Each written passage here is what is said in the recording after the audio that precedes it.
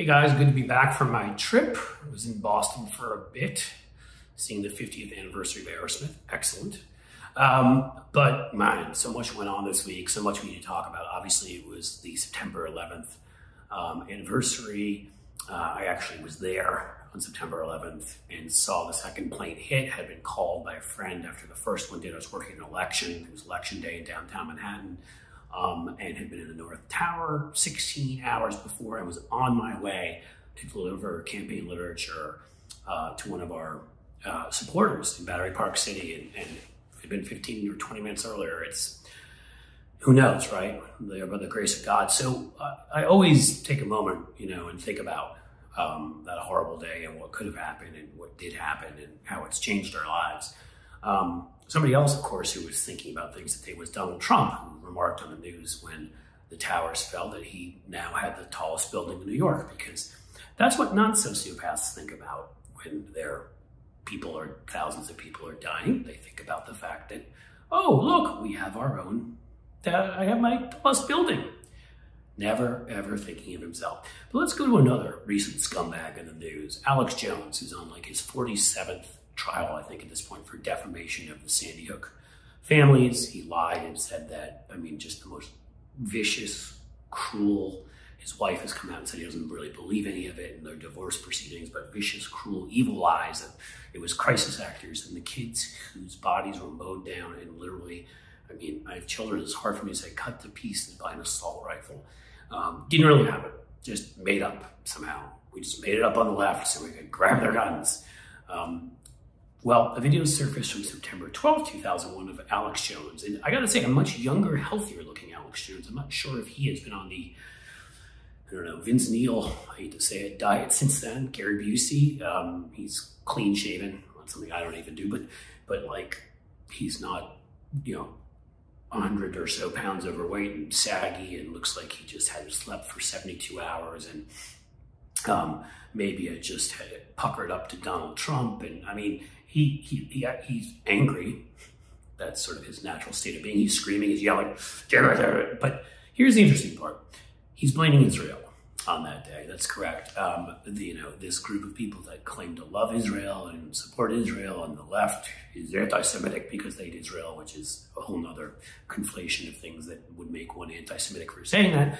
But their position now, and except for when it sneaks out, like the owner of Gab Andrew torba, who supports Doug Masterson Pennsylvania, who said Jews are inferior, and you hear this in the state house legislatures, it comes out, but their overall position is to pretend to keep the crazy far right of like Hasidic Jews on board and the whole sort of, the evangelicals who believe that the Jews have to control Israel for Jesus to come down and nuke all of us, or actually rapture them to heaven while leaving us here. In which case, I'm cool with that. If they want to just come down and rapture, get rid of all the Trump voters and let me have their stuff. Although most of their stuff's sort of garbagey kind of stuff you'd leave in like the front or backyard, like broken down cars or whatever. But somebody might have a Porsche or who knows, nice grill. In any case, Andrew Jones is sitting there behind with images of plumes of smoke behind him. Looks like largely from the Middle East, but some of them are from across the river, from the Twin Towers. And again, this is personal to me. A family friend lost a son, and that day, by the grace of God, it could have been me. I was on my way there, and in that area, he said it was Israel. It was Israel's fault. It is akin to certain Arab countries making the claim that 400 Israelites and Jews, 400 Jews were called and warned, or 4,000. I don't even remember what the number was. 40 million to leave because they knew what was coming. An unbelievable conspiracy theory. Here, Alex Jones is agreeing with the terrorists who attacked us. And Israel absolutely is beside itself with joy right now. They are talking about how they're going to blow everything up, how they're going to attack everybody, and guess who's going to get bombed because of it? Just, again, if you're trying to find any distance between the far-right Christian terrorists and far-right Islamic terrorists who all believe that women are inferior and different races are inferior and that they should rule the world and their version of God is the only one. American Taliban. And here Alex Jones is making that agreement. You also may remember that Pat Robertson and Fallout right afterwards blamed abortion and gay rights and things of that nature. Again, always somehow the left's fault or the Jews' fault.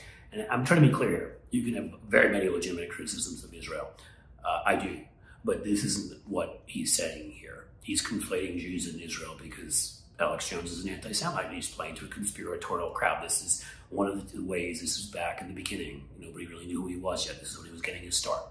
And so this hasn't gotten widely out there. But yes, he, much like many of the countries that sent, either knew people were bombing us or didn't much care, people were attacking the United States that day, their nationals were here doing it. Alex Jones thought that it was Israel's fault and they were to blame for the whole thing. Just something to think about as he's being sued again and again and again and again by Sandy Hook families is on top of being a flaming pile of fetid garbage from 2 weeks ago that sat out in about 125-degree weather. He, besides being a misogynist and besides being a liar and a kook, and someone who incites violence, he's also an anti-Semite, which I think we already knew, but this just adds into that. Great job, Alex. Hey, I wanted to apologize to you all. All my stuff was supposed to be delivered over the weekend.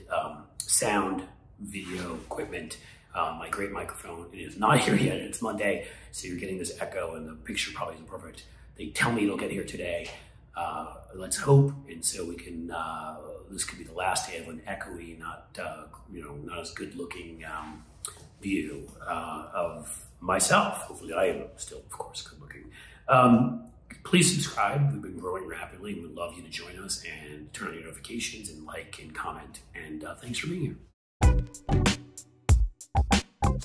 here.